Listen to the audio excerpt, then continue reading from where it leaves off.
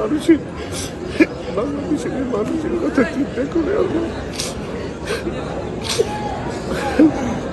আমাদের জন্য তার শেষ বিশেষ থাকা পর্যন্ত যুদ্ধ করে গেছে। আল্লাহ আল্লাহ রে, তুমি তাকে মাফ করে দিন, কবরটাকে জান্নাতের বাগানে পরিণত করে যাও।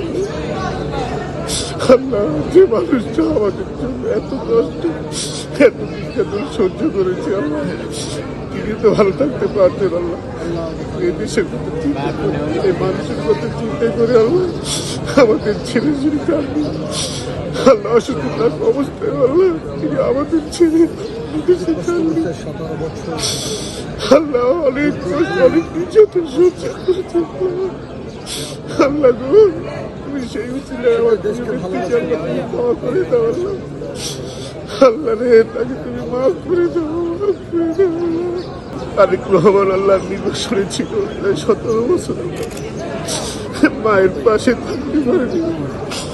আল্লাহ, আপনি তাকেও ক্ষমা করে দিন। আল্লাহ, তিনি দেশের মায়ের মধ্যে দেশের ক্ষেত্র করতে পারে, সে তৌফিক আপনি তাকে দান করে দিন। আল্লাহ রে, আপনি নিরাশ করেন না। আল্লাহ।